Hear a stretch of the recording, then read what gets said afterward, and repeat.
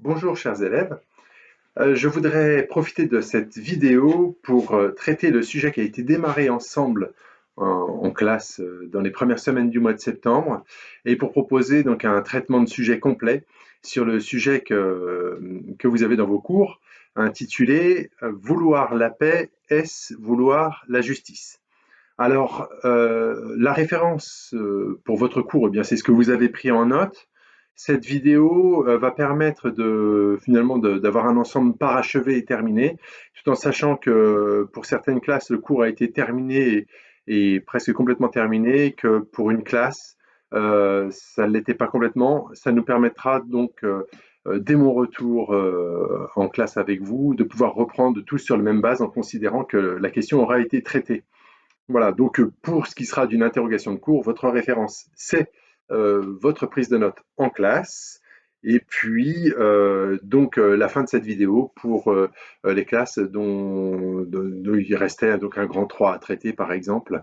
Hein, donc, mais tous les éléments qui sont dits, donc recouperont, qui vont être dits ici, recouperont ce que vous avez entendu en classe, pourront peut-être ajouter des choses peut-être un peu nouvelles ou seront redites un peu autrement, puisque finalement, à chaque fois qu'un cours est prononcé, il est toujours repris et redit de façon un petit peu différente. C'est une façon un petit peu bergsonienne que j'ai de faire, c'est que à chaque fois qu'une question est reprise, même si c'est la même question, ça donne toujours lieu un peu à du nouveau. Voilà. Alors je commence. Vouloir la paix, est-ce vouloir la justice? On peut commencer par constater qu'on ne peut vouloir que ce que nous n'avons pas, on ne peut désirer que ce que nous n'avons pas. Et s'il faut vouloir la paix, ça veut dire que nous ne sommes pas forcément en paix. Et pour celui qui aurait la chance de se trouver en paix, rien ne lui garantit que cette paix, il la conservera. La paix est une situation qui peut toujours être menacée par une guerre ou dans une situation politique ou bien dans l'existence. Peut-être qu'un événement ou quelque chose qui survient peut finalement profondément me déstabiliser. Ainsi, on peut se poser la question de savoir si vouloir la paix, c'est aussi vouloir la justice. À supposer que la paix soit un état d'équilibre, on pourrait penser donc que cet état de paix va demander des ajustements pour obtenir cet équilibre. Et pour que ces ajustements se mettent en place, il faudra une connaissance sans doute et une mise en application de ce qui est connu, c'est-à-dire une connaissance théorique de ce qui doit être recherché, et une mise en application pratique de ce qui serait connu afin que ce qui est connu et reconnu comme étant juste puisse s'appliquer. Ainsi, la paix obtenue pourrait être un état d'équilibre, comme on l'a dit au tout départ, un état d'équilibre social ou bien personnel. Cela dit, pour ajuster un positionnement ou une action, donc il faut qu'on sache comment ajuster. Or, quelle sera la référence? Qui fera autorité pour savoir ce qu'il faut faire pour être juste? On pourrait se dire que les ajustements humains ne sont jamais qu'une certaine forme de bricolage, si bien que le fait de vouloir la paix ne serait peut-être jamais qu'un vouloir le calme, et ce calme obtenu pourrait peut-être être étranger à la notion de justice. Ainsi, dans cette hypothèse, le fait de vouloir la paix ne serait pas forcément vouloir la justice, mais ce serait peut-être vouloir l'ordre, qui ne serait ni plus ni moins que l'établissement d'un arbitraire, peut-être même autoritaire. Mais enfin, un ordre sans justice est-il encore vraiment paisible? Quelle pourrait être la nature d'une justice qui ne serait pas un ordre, ou comment dire, qui ne serait qu'un ordre arbitraire, un ordre apparent ou quelque chose d'autoritaire? Et serait-il capable donc de fonder une paix véritable? Voilà pour mon temps d'introduction, qui est fini, donc avec différents moments ici évoqués. J'en viens donc au premier moment d'analyse, à mon grand 1, si vous voulez, qui a été vu avec toutes les classes, mais que je reprends ici à nouveau compte, si vous voulez. Vous allez réentendre des choses qu'on a déjà pu dire en classe. Dans mon premier moment d'analyse, donc, j'essaierai d'analyser état d'équilibre ou de stabilité que nous cherchons quand que nous voulons la paix. Donc, cette stabilité se mettra-t-elle en place toujours à partir d'une justice et à partir de quoi une telle stabilité pourrait être considérée comme étant vraiment paisible. Il me semble que pour commencer la réflexion, on peut essayer d'analyser la situation ou les situations humaines. J'ai dit individuelles et sociales, mais finalement, on va voir que la question se pose vraiment dans l'ordre social. Les situations humaines sont euh, situées dans une dialectique de l'équilibre ou du déséquilibre. Euh, donc, on peut voir, j'ai dit que la question se pose surtout d'un point de vue politique. Pourquoi? Eh bien, si on considère les choses du point de vue de l'existence, on pourrait considérer l'existence humaine comme étant toujours en mouvement et finalement toujours plus ou moins en déséquilibre, la situation individuelle de quelqu'un. C'est, à mon avis, ici, quand je dis à mon avis, c'est-à-dire dans la réflexion que j'essaye de poser le plus objectivement possible, c'est ici dans le champ politique que l'on peut souhaiter ou que l'on peut vouloir la paix, c'est-à-dire essayer d'atteindre une certaine forme de stabilité si bien que la vie va pouvoir être viable. Vous voyez, autant l'existence peut être perturbée, enfin, il nous arrive tous des choses tous les jours, où nos journées peuvent être tranquilles, mais enfin bon, voilà.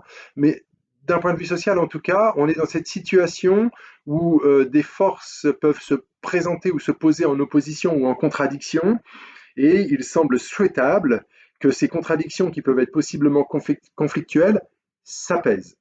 Donc c'est la raison pour laquelle je dirais que le champ de définition de ce sujet est éminemment, particulièrement donc, politique. C'est dans le domaine politique qu'on peut vouloir la paix. Et vouloir la paix, eh bien, ce serait sortir d'une situation qui serait celle donc d'un déséquilibre que j'ai appelé donc de déséquilibre possiblement permanent, si bien que il faudrait dépasser nécessairement cette sphère de l'individualité ou de l'existence individuelle. En effet, comme on a pu le dire, l'existence individuelle est toujours possiblement en mouvement et chamboulée, et les individus entre eux, et même entre groupes particuliers, peuvent être donc toujours dans une possible contradiction, même une contradiction possible, mais peut-être même une contradiction effective, une contradiction de fait. Donc il faut dépasser ce niveau individuel pour finalement atteindre un niveau supérieur stable, qui sera celui de la société. Alors c'est exactement ce que perçoit Thomas Hobbes, hein, qui est une référence que nous avons vue en cours et que je reprends ici, puisque Hobbes nous explique, par exemple, dans le Léviathan, hein, donc Léviathan, Léviathan, dans le Léviathan, Hobbes nous explique que l'homme, à l'état de nature, c'est-à-dire dans un état supposé avant la vie en société, dans l'état de nature, l'homme est dans une situation individuelle et il faut dire donc tous les individus, pour Hobbes, sont dans une situation de guerre de tous contre tous. Donc l'état individuel ne permet pas d'obtenir donc une paix, pourrait-on dire, et les hommes ne peuvent pas en rester donc à cette contradiction individuelle, à cette contradiction atomique ou atomisée, c'est-à-dire d'atomes les uns contre les autres, qui finalement se heurtent et s'entrechoquent. Il faut donc arriver donc à un état supérieur, stable, qui est l'état social, que Hobbes appelle l'état social, et qui va permettre donc la mise en place donc de l'ordre politique, de l'État, avec un E majuscule, de ce que Hobbes appelle aussi donc le Léviathan. Hein, donc le mot Léviathan est un terme qu'il reprend, qui se trouve en fait donc dans la Bible, et qui désigne en fait un monstre. Voilà. Pourquoi cette comparaison entre la société ou la situation politique et puis la figure d'un monstre? Eh bien parce que l'État est quelque chose que les individus doivent craindre, quelque chose qui doit faire peur, qui ne doit pas terroriser au sens qui ne doit pas pétrifier, mais qui malgré tout doit imposer donc le respect. Et de ce fait, les individus, nous dit Hobbes, doivent renoncer à leur liberté naturelle, à ce qu'il appelle à leur droit naturel. Le mot droit naturel, chez Hobbes précisément. Ça veut dire en fait leur pouvoir naturel, en anglais c'est power, P-O-W-E-R, donc les individus doivent abandonner leur pouvoir individuel pour l'aliéner d'une certaine façon à l'autorité étatique qui de ce fait est investie par le peuple, par les individus, d'un pouvoir d'un genre nouveau, d'un ordre nouveau. Hobbes emploie donc dans le Léviathan le terme wealth, W-E-A-L-T-H. Donc on passe du power au wealth, c'est-à-dire, il reprend aussi donc la terminologie latine en disant que l'on passe de la potentia, P-O-T-E-N-T-I-A, qui est le pouvoir individuel, hein, donc la puissance de l'individu, à la potestas, hein, P-O-T-E-N-T-A-S, c'est un terme latin qu'on retrouve dans le français potentat, un pouvoir politique qui s'installe et qui permet justement d'installer la paix. Et de ce fait, les individus ayant renoncé à leur liberté individuelle pour se soumettre au droit, sans condition, le droit à l'autorité du souverain, quoi, qui doit régner et inspirer la crainte auprès du peuple, sans quoi ce serait la dissolution de l'état social et la régression à l'état de nature. Et bien dans cette situation-là, va se poser une justice, c'est-à-dire un ensemble de règles, de lois, décidées donc par le souverain, une justice qui sera la conséquence donc d'un règlement posé par un souverain, alors que ce souverain soit le seul à régner, nous dit Hobbes, ou bien qu'il soit celui d'une assemblée oligarchique, oligarchie ça veut dire un petit groupe qui gouverne, ou bien qu'il s'agisse d'une aristocratie, aristocratie en grec ça veut dire les meilleurs qui gouvernent, ou bien même un pouvoir démocratique qui établit une assemblée par délégation, une démocratie donc en grec c'est le pouvoir du peuple. Quel que soit le cas de figure, nous dit Hobbes, il faut que le pouvoir politique qui s'exerce, démocratique, monarchique, peu importe, doit s'exercer avec autorité et inspirer donc la crainte du peuple. Ainsi, on a là donc une situation de paix installée à partir d'une justice dictée par le pouvoir politique. La question qui se pose malgré tout, c'est de s'interroger sur la nature de la justice qui ici serait posée. Parce qu'en effet, Hobbes dit que la justice n'existe pas en soi. Donc vous voyez, je rentre ici dans une phase un peu critique sur ce que je viens de poser ou d'exposer comme référence. Donc la justice est ici décidée par un souverain, mais elle reste ni plus ni moins qu'une justice arbitraire, qu'un ensemble de lois arbitraires. Et de toute façon, dit Hobbes, il ne peut pas en être autrement. On ne peut pas revendiquer une espèce de justice absolue qui n'existe qu'en idée ou même dans le tréfonds de la conscience, mais il faut bien une justice objectivée. Et elle ne peut être objectivée de façon légitime pour Hobbes que par un pouvoir politique qui s'installe à partir des conditions que nous venons de rappeler précédemment. Bien, cette justice reste malgré tout quelque chose qui pourrait malgré tout avoir ou être assez arbitraire. Elle ne serait finalement peut-être qu'un ordre établi. Ainsi, de quelle justice s'agit-il? Donc vouloir la paix, comme on l'a compris ici, donc ce serait donc installer un ordre. Euh, on pourrait se dire que finalement une telle paix risquerait ou pourrait risquer, hein, donc c'est la critique qu'on pourrait faire à Hobbes, risquer d'être autoritaire.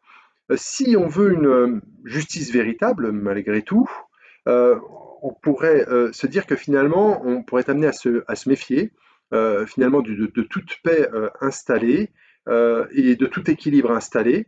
Et on pourrait peut-être vouloir que la société fût comme finalement un individu, non pas figé dans un équilibre posé ou imposé, mais toujours en mouvement. On peut, je pense ici par exemple, à la critique que Marx peut faire de la justice à partir d'une paix établie, à partir d'un ordre établi, notamment à partir donc de l'ordre bourgeois. Il faudrait vouloir une justice qui finalement pourrait peut-être faire vaciller donc cette paix. Le problème, c'est qu'une justice ainsi voulue pourrait être toujours en mouvement. Pour Marx, en fait, il faudrait vouloir la révolution, renverser finalement l'ordre établi, l'ordre inique établi donc par la bourgeoisie, pour finalement épouser donc un mouvement. Euh, mais dans ce cas, euh, on se trouve face à un problème. C'est que quand on veut la paix, il y a deux choses qui se présentent. Ce serait soit on voudrait donc poser un ordre et peut-être imposer un ordre, comme on l'a vu notamment en l'appuyant à partir de la référence à Hobbes, mais le risque c'est qu'en imposant un tel ordre, on fasse ou qu'on puisse générer donc une paix qui soit figée, que Marx pourrait qualifier donc de bourgeoise, et finalement une paix arbitraire et peut-être une paix injuste, soit de façon différente, on pourrait vouloir donc une paix véritable qui se méfierait de la notion de justice et de quelque chose ou d'un ordre qui pourrait s'imposer, donc une paix qui serait véritablement en corrélation avec la vie, qui serait en mouvement. La difficulté, ce serait de savoir si une paix donc, qui épouserait donc un tel mouvement serait vraiment véritablement paisible. Donc la question qui se pose à la fin de ce premier moment d'analyse, c'est de savoir s'il ne faudrait pas clairement dissocier les deux concepts de paix et de justice, dont nous avons supposé dans la première partie qu'il fallait donc les associer, ce qui a fini donc par poser problème. Mais si on dissocie les concepts de paix et de justice, on risque d'avoir une paix sans justice, dont on peut se demander si ce serait une paix véritable, ou bien une justice sans paix, ce qui pourrait nous amener à nous demander si elle serait véritablement juste. Alors, j'arrive là à mon deuxième moment d'analyse, qui va partir du principe que finalement, le fait de vouloir la paix, ce ne sera pas nécessairement donc vouloir la justice. Euh, donc, reprenons le problème. Alors, quand on arrive au deuxième moment d'analyse, on ne repart pas à zéro. Donc, on a déjà commencé à essayer de réfléchir, à essayer de voir le lien entre le fait de vouloir la paix, en se demandant si c'est vouloir la justice. Mais ici, reprenons les choses en commençant par constater que le fait de vouloir la paix, c'est finalement se situer donc dans une perspective politique, comme on a déjà pu le dire, un contexte politique donc de stabilité qui recherche une légitimation, à savoir le concept de justice. Hein, le fait de vouloir la paix, ce serait donc vouloir la justice, c'est-à-dire que la notion de justice, ce serait le fondement, peut-être la base métaphysique de ce qui pourrait se poser ou s'imposer politiquement.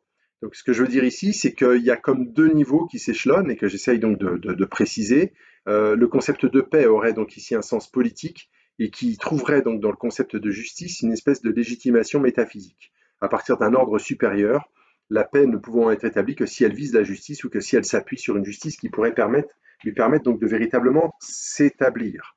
Ça, ce que je viens de dire là, de façon peut-être un petit peu complexe, rejoint une distinction que nous avons vue en cours entre les concepts de légalité et de légitimité, hein, qui sont deux repères du programme de terminale. La légalité, c'est ce qui est juste selon la loi écrite. Hein, les deux termes, légalité et légitimité, viennent du latin lex legis, L-E-X, L-E-G-I-S. Hein, pour legis, c'est le génitif du nominatif lex en latin. Donc, la légalité, c'est la justice selon la loi écrite par les hommes, donc la justice politique, et la légitimité, c'est la justice considérée dans un sens absolu, c'est-à-dire dans un sens métaphysique. Donc le fondement de la légitimité peut être celui donc de l'intime conviction, de la conscience, hein, de l'intériorité de l'individu, ou bien ça peut être aussi donc une conviction ou une conviction religieuse par exemple. Hein, ou métaphysique. Hein. Si on, par exemple, on peut considérer que la notion de droit de l'homme est fondée moralement sur le fait que tout homme, tous les hommes sont égaux Donc, à partir de là, on pourrait penser que toute constitution politique légitime doit, par exemple, respecter les droits de l'homme. Donc, vous voyez donc cette alternance, hein, entre légalité et légitimité. Et ici, c'est bien le problème de notre sujet qui fait que le fait de vouloir la paix nous pose dans une situation qui consisterait donc à vouloir un ordre politique qui serait en même temps le fait de vouloir un fondement qui viendrait légitimer cet ordre politique. Et la perspective du grand 2 dans lequel nous sommes en ce moment, ce serait finalement de douter de cette possible fondation, puisque finalement un tel fondement métaphysique pourrait nous paraître inaccessible. C'est une chose que nous avons pu voir en cours avec certaines classes. Je ne sais pas si on l'avait parcouru avec toutes les classes de terminale, mais en tout cas, c'est ce que dit Pascal et c'est ce qu'il pointe dans les pensées. Pascal est un auteur français du XVIIe siècle. Dans la pensée 298, Pascal explique que les concepts de justice et les concepts de force s'opposent. Hein, c'est une pensée qui s'appelle justice et force. C'est-à-dire qu'il y a la justice qui est recherchée, on pourrait dire donc dans l'absolu, et puis il y a la justice que font les hommes. Autrement dit, plus ou moins pour Pascal, la force. Et donc, dans la pensée 298, Pascal nous explique qu'il faudrait dans l'idéal faire que le juste soit fort, c'est-à-dire que la légitimité puisse finalement s'inscrire dans la réalité concrète, ou bien faire que le fort soit juste, c'est-à-dire que la réalité concrète puisse finalement être légitimée et être juste véritablement. Et Pascal, qui se moque un peu dans les pensées de la justice humaine, nous dit que n'ayant pu faire que ce qui est juste soit fort, nous avons fait que ce qui est fort soit juste. De façon très cynique, Pascal critique toute justice humaine en disant qu'elle est toujours plus ou moins une plaisanterie, une mascarade, un théâtre. Alors, Pascal n'est pas complètement cynique dans la mesure où il reconnaît la nécessité des lois et d'un ordre établi, sans quoi ce serait une anarchie complète et sans quoi la vie politique serait invivable. Mais malgré tout, Pascal nous met en garde sur le fait de ne pas nous méprendre sur la nature de la justice humaine, qui n'est ni plus ni moins que la légitimation d'une habitude, d'une accoutumance. Donc, elle a toujours un côté, si vous voulez, euh, arbitraire. Donc, de ce fait, le fait de vouloir la paix, hein, pour répondre au sujet, puisque nous faisons des réponses étapes au sujet en avançant, le fait de vouloir la paix ne peut jamais véritablement être un vouloir la justice. Puisque si le fait de vouloir la paix, c'était vouloir la justice, on aurait là une espèce de prétention démesurée. La paix des hommes n'est jamais une justice véritable. Ça n'est pas la justice de Dieu. Hein, donc ça n'est jamais une justice absolue. Pascal est un auteur croyant, chrétien, et qui dans les pensées établit ou pose, si vous voulez, donc une apologétique donc de la foi chrétienne. Mais donc pour Pascal, la justice des hommes est toujours une plaisanterie. Hein, c'est quasiment le terme qu'il emploie dans la pensée de 294. Je m'appuie là sur la classification de Brunswick au niveau de la classification des pensées de Pascal qui ont été publiées à titre posthume. Donc vouloir la paix, si vouloir la paix c'était vouloir la justice, nous serions là vers une prétention démesurée, une espèce d'auto-légitimation de la loi, une espèce de prétention quasiment divine, presque religieuse, où la loi des hommes voudrait finalement valoir un peu comme loi divine.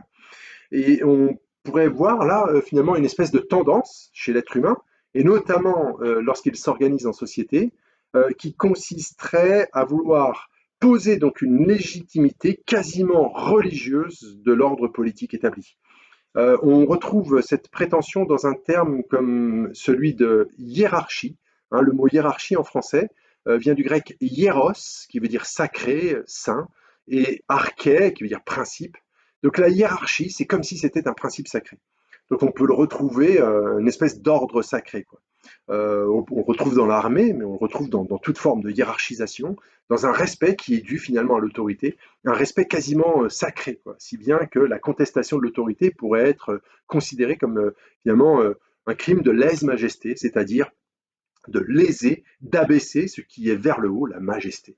C'est comme si on avait descendu vers le bas, pardon pour le pléonasme, ce qui normalement doit être considéré avec hauteur et avec grandeur.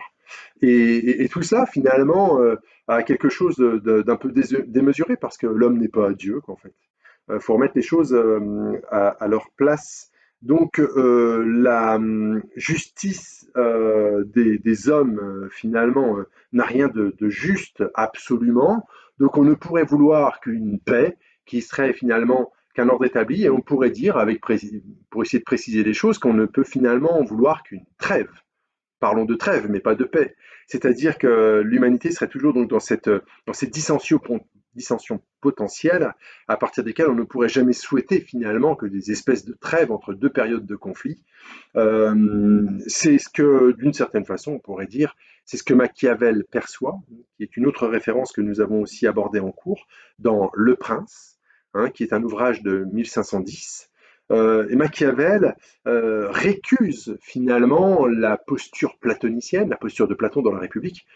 Pour Machiavel, la politique n'est pas une affaire de justice ou une affaire de morale, c'est une affaire de prise de pouvoir pragmatique à partir de laquelle le souverain doit savoir accéder au pouvoir et s'y tenir et se faire respecter.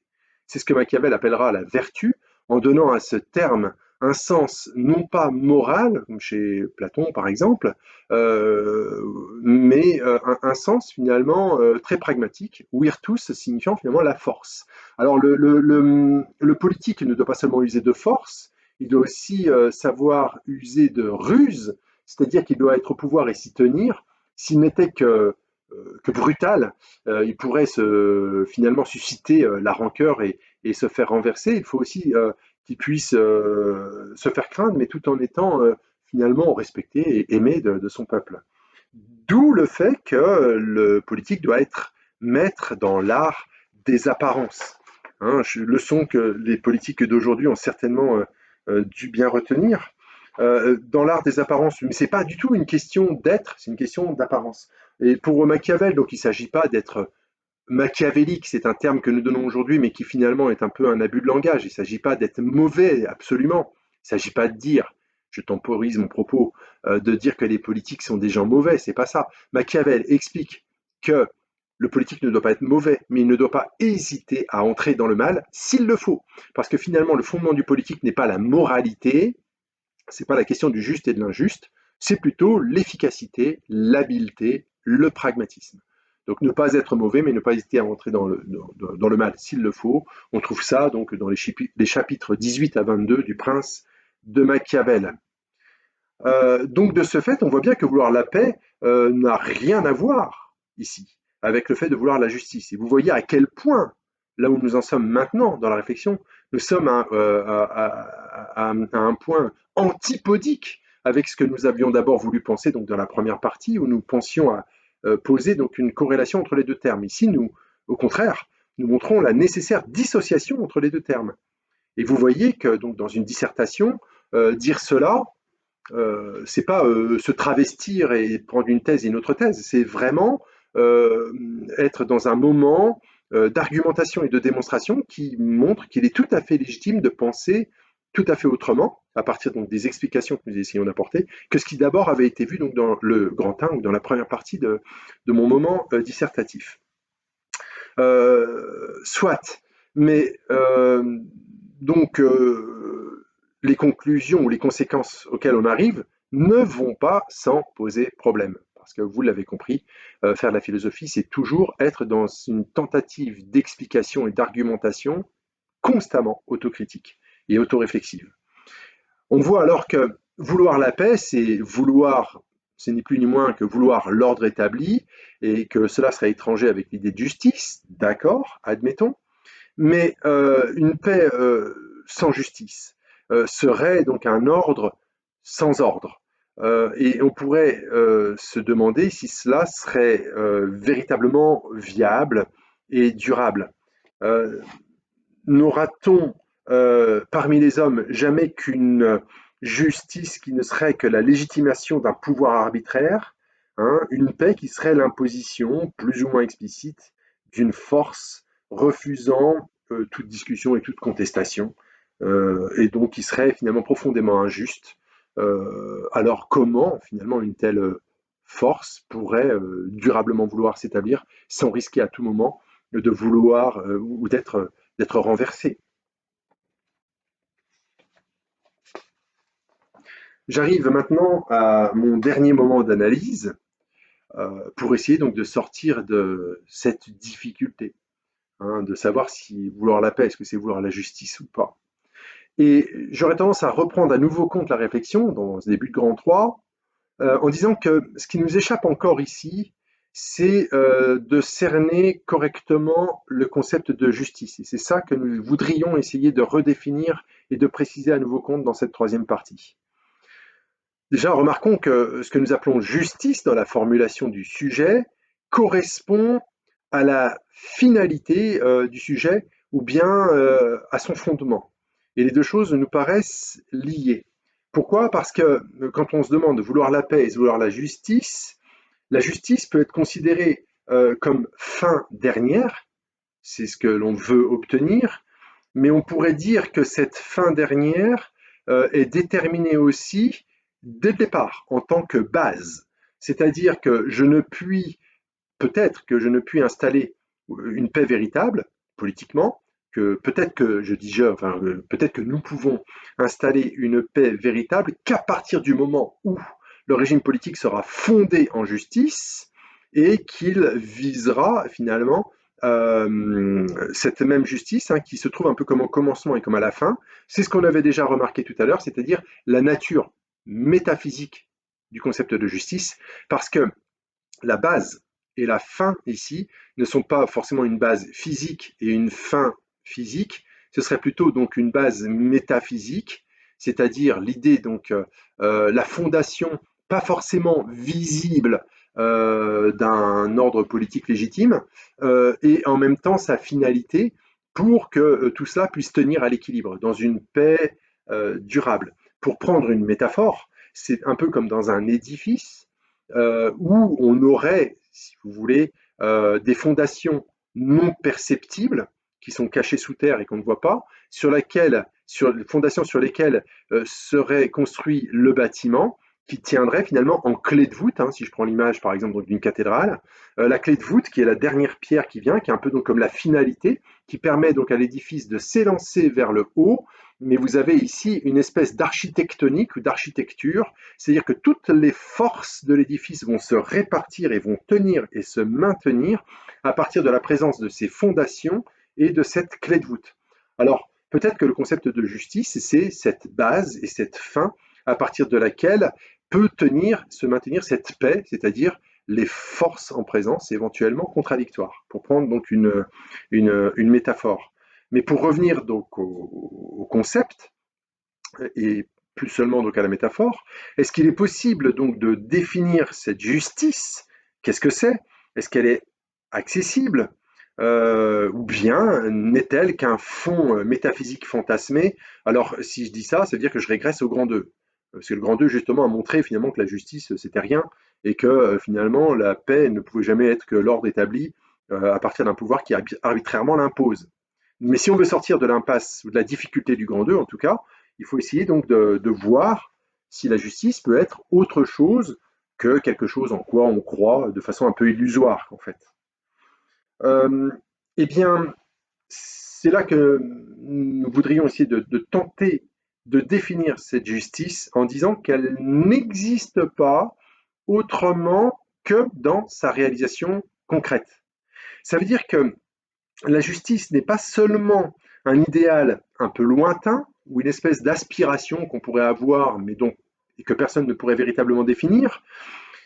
Ce que je veux dire, c'est que la justice existe bel et bien, et elle n'existe qu'en s'incarnant, pour le dire comme ça, qu'en prenant corps dans le corps social et politique là où elle s'exerce, sans se confondre avec ce corps sociopolitique, tout en étant toujours en même temps, si vous voulez, à la fois la source d'inspiration de ce corps, de l'ordre politique. Donc il y aurait donc dans la justice quelque chose qui serait donc comme un ordre qui a bien donc un sens métaphysique, et en ce sens justice et paix sont à dissocier puisque j'assimile la notion de paix avec l'idée d'ordre politique, alors que j'assimile la notion de justice avec finalement quelque chose qui relèverait d'un ordre métaphysique. Vous voyez, donc une idée de la justice qui malgré tout n'existe qu'en s'incarnant ou qu'en se traduisant, si vous voulez, dans cet ordre politique. Voilà donc le tiers terme dans lequel je vais essayer de m'installer au cœur de ce grand 3. Je pense en particulier, par exemple, à ce que Aristote a pu expliquer, par exemple, dans les politiques. Hein, les politiques, donc c'est un livre d'Aristote. Donc, les politiques, on souligne à l'écrit quand on parle du titre du livre d'un auteur. Et donc au livre 1 des politiques, Aristote explique clairement que la finalité de la police, P-O-L-I-S, en grec, police ça veut dire la cité, la société, la finalité de la société, c'est la vertu et c'est la justice. Nous ne vivons ensemble que parce que nous aspirons à quelque chose de juste qui. Donc la justice, va vraiment ça va être ce qui va conditionner le vivre ensemble. Donc, on n'est pas là avec un concept qui serait vain. C'est pas la justice n'est pas une vague idée. C'est le fondement même donc de la vie en société. Et ce qui est intéressant, c'est que chez Aristote, la société donc n'est pas, par exemple, contrairement à ce que dira Rousseau beaucoup plus tard, en tout cas, n'est pas pensée à partir du droit, à partir donc d'une idée de, par exemple, de l'égalité, par exemple chez Rousseau, ou l'idée du contrat social. La société, chez Aristote, existe de fait. C'est-à-dire que toujours déjà, pour Aristote, nous naissons dans une société. Donc ça veut dire qu'on arrive en tant qu'individu dans un ordre social qui nous précède, qui est déjà là, et qui, en même temps, donc, est fait donc, de justice et d'injustice, mais dont le sens est de toute façon à chercher toujours à établir le juste. Donc il y a à la fois quelque chose qui, dans la justice, va être de l'ordre du fait, mais aussi donc de la recherche du droit, quelque chose comme ça. Donc il y a quelque chose, pour le redire autrement, qui va être de l'ordre d'une idée, mais pas simplement d'une idée, mais d'une idée qui nécessairement doit se concrétiser et se réaliser et pas parfois, tout le temps, en fait. Donc, de là, on voit bien que dans notre grand 3, on infléchit la posture qui avait été celle du grand 2, qui consiste à dire que quand on veut la paix, on ne veut pas seulement donc un ordre arbitraire ou brutal. Quand on veut la paix, nécessairement, on est dans quelque chose qui sera aussi un vouloir la justice, tout en sachant que la paix voulue n'est peut-être pas, en tout cas la paix installée, n'est peut-être pas toujours nécessairement juste. Alors de quoi s'agit-il? Donc comment penser, et c'est l'enjeu finalement de notre grand 3 et la résolution du problème, comment penser donc l'articulation de ces deux concepts, paix et justice, qui pour autant ne s'assimilent pas, ne sont pas parfaitement identiques. Alors, j'ai dit donc que la justice était une idée qui devait se traduire au quotidien, parce qu'il y a là quelque chose qui va être lié au fonctionnement de la société.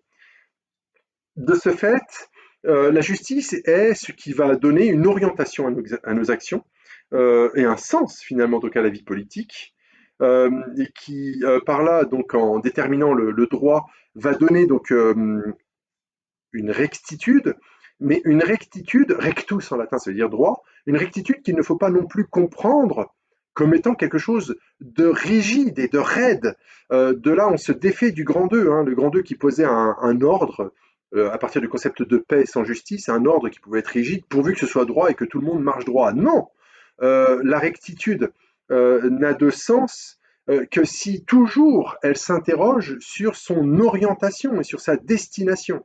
Donc il faut une direction. Donc la justice ne peut pas se passer d'un questionnement finalement qui est celui d'un fondement que je dirais métaphysique, c'est-à-dire de savoir si dans l'absolu, est-ce que c'est juste ou pas.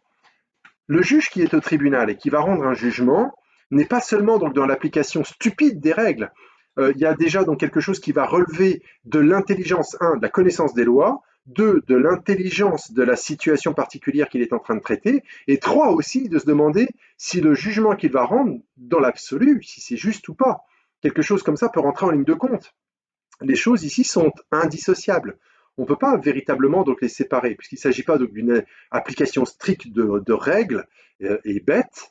Il ne s'agit pas d'être sourd à la situation qu'il est en train de traiter, et il ne s'agit pas non plus de faire fi de l'orientation et de la direction du jugement qui va être rendu. C'est là, si vous voulez, qu'on peut, par exemple, dans un jugement au tribunal, avoir affaire à ce qu'on appellerait à des circonstances atténuantes, à des circonstances aggravantes. Tout dépend de l'intelligence de la situation à partir donc du sens global ou de l'intelligence qu'on a, donc à partir de l'orientation, ce qui fait qu'à situation à peu près égale, on peut avoir des jugements rendus qui ne seraient pas forcément strictement égaux. Vous voyez? Donc là, c'est là que la pensée d'Aristote est tout à fait intéressante, puisque dans l'éthique à Nicomaque, éthique A avec un accent grave, Nicomaque, N majuscule, Nicomaque, qui est le nom de son fils, du fils d'Aristote. Donc c'est un ouvrage qu'il a dédié à son fils. Donc dans l'éthique à Nicomaque, au livre 5, des chapitres 10 à 14, Aristote explique ou parle, si vous voulez, donc du concept d'équité, qu'il va dissocier du concept de la notion d'égalité. Alors, développons un tout petit peu. L'égalité va penser la situation, parce que finalement Aristote ici pense la justice non pas en soi, contrairement peut-être à son maître Platon, avec lequel il a pris beaucoup de distance. Donc pour Aristote, la justice n'est pas donc une idée en soi, mais quelque chose qui doit nous permettre donc de penser les situations particulières, mais à partir de la généralité. Donc l'égalité, si vous voulez, ce sera la loi envisagée donc dans sa plus grande généralité. Et cette généralité en soi serait un peu creuse. Elle n'a de sens pour Aristote que si elle s'applique à des situations particulières. C'est-à-dire que la généralité d'une règle prend tout son sens au moment où j'ai dit tout à l'heure, où elle s'incarne, ou en tout cas elle s'applique à des situations particulières. De ce fait, elle va devenir équité. Et donc l'équité, c'est la justice vue non pas du point de vue de la stricte généralité, mais du point de vue de la situation particulière qui peut amener donc à certains paramétrages, si vous voulez, à une certaine, à ce qu'on pourrait appeler une géométrie variable. Mais pour autant, pour Aristote, il faut toujours tenir les deux termes ensemble. C'est-à-dire qu'on ne peut pas envisager le juste seulement du point de vue de la généralité, sans quoi on va risquer de trop superviser et puis de manquer d'intelligence vis-à-vis de la situation particulière. Mais d'un autre côté, s'il faut voir donc la situation particulière, le cas par cas, il ne faut pas non plus tomber dans un certain favoritisme ou un certain arbitraire finalement qui perdrait de vue la généralité. Du coup, l'équité est une application de la généralité, mais elle peut s'appliquer qu'à partir du moment où une généralité a d'abord été posée. Et donc la conception de la justice chez Aristote est tout à fait intéressante parce qu'elle pose, si vous voulez, cette idée donc d'une règle générale, mais qui prend tout son sens donc en s'appliquant donc aux situations particulières. Et c'est peut-être à partir donc de cette intelligence-là, de ce qui est juste, hein, qui pose les choses dans la généralité pour comprendre donc ce qui est particulier, que pourra se poser donc une paix véritable, enfin une paix authentique, en tout cas une stabilité où finalement quelque chose va être rendu, un jugement va être rendu avec justice et avec équité, et donc tout cela en faveur, si vous voulez, donc de la vie sociale, plutôt que si à l'inverse on faisait fi de la notion de justice, eh bien nous serions dans une situation de crispation, finalement de rigidification. Vous voyez bien que la rectitude d'une règle qui ne se pose pas la question de la justice, c'est-à-dire de son sens, et qui est dans une espèce d'application systématique aveugle et complètement abrutie, ne peut pas avoir pour conséquence une paix ou ne peut avoir pour conséquence qu'une paix de façade, c'est-à-dire un faux ordre. C'est finalement un ordre apparent qui finalement ne serait qu'un désordre. Hein. Donc sans approfondir une nouvelle référence, mais par exemple Hannah Arendt, dans Les origines du totalitarisme, montre que le parti de l'ordre, qu'est le parti nazi ou le parti bolchevique communiste, hein, donc qu'elle critique dans le tome 3 des origines du totalitarisme, c'est-à-dire le pouvoir de Staline ou bien de Hitler, ne sont finalement qu'un ordre apparent, mais une anarchie réelle, donc un désordre total. Mais bon, je ne vais pas rentrer dans ces analyses euh, plus avant, puisque j'ai finalement assez d'éléments pour répondre à mon sujet et pour trancher maintenant à la fin du Grand 3, là où j'en arrive. Euh, Ce qui m'amène à dire, hein, donc pour terminer ce grand 3 et avant d'arriver à un temps conclusif, que le fait de vouloir la paix, c'est finalement poser des ajustements, rechercher un équilibre politique et qui ne peut se faire qu'à partir d'une provision, c'est-à-dire d'une anticipation de celui qui prévoit et qui finalement, en prévoyant, va permettre que le juste s'incarne dans une justice qui va être tranchée par arbitrage, certes, hein, par décision, mais qui n'est jamais sans rétrovision, sans retour en arrière, pour essayer donc d'être au plus juste. Et on arrive donc bien ici à une corrélation du concept de paix et du concept de justice, sans forcément strictement les assimiler, puisque finalement la paix sera la conséquence de cette justice, posée à partir d'une base pensée, j'allais presque dire physiquement, à partir de la généralité d'une situation, la généralité qui est dite par une loi, en vue de la particularité d'une situation, donc tout ça qui se vit physiquement, mais tout ça aussi à partir d'un questionnement sur le juste en soi qui doit guider, hein, ou de l'universalité qui doit guider d'une certaine façon la généralité des lois, puisqu'on peut très bien aussi faire des lois générales qui peuvent n'avoir aucun sens ou qui peuvent être à la légitimation d'une force aussi, ou d'un pouvoir brutal, de lobby ou de ce genre de choses tout à fait possible, donc de conflits d'intérêts qui finalement en viendraient à avoir force de loi. J'en arrive maintenant donc à ma conclusion.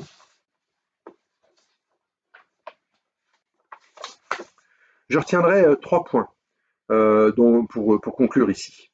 Euh, c'est que nous avons vu dans notre réflexion que le fait de vouloir la paix est une question qui, selon nous, a fait sens éminemment dans le champ politique.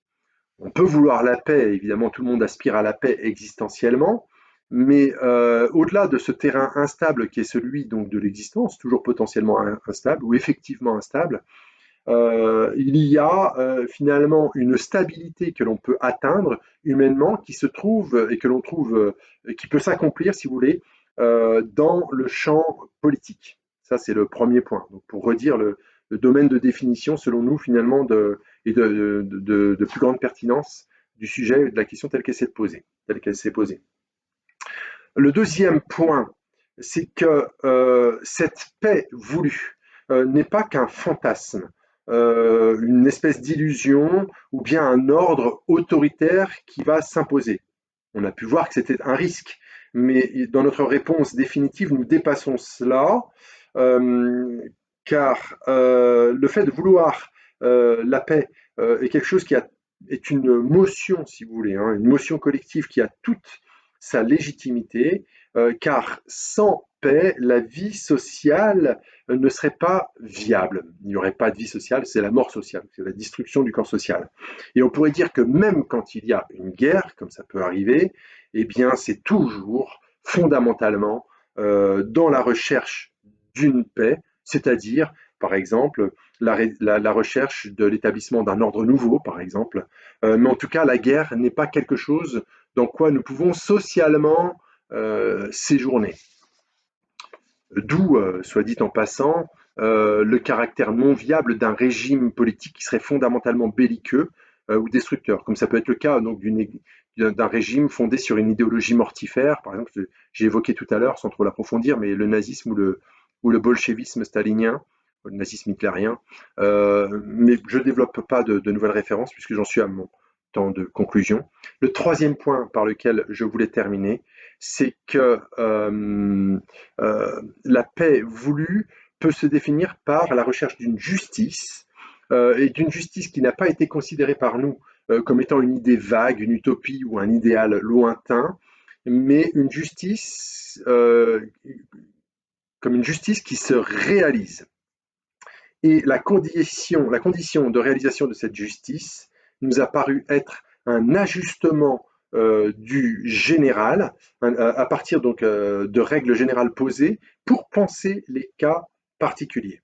Et cette généralité, ultimement, et c'est là qu'on arrive donc à la fin de notre réponse, n'est pas n'importe quel arbitraire, mais elle doit, selon nous, avoir son fondement sur une certaine idée de l'universel qui transcende d'une certaine façon les cas empiriques.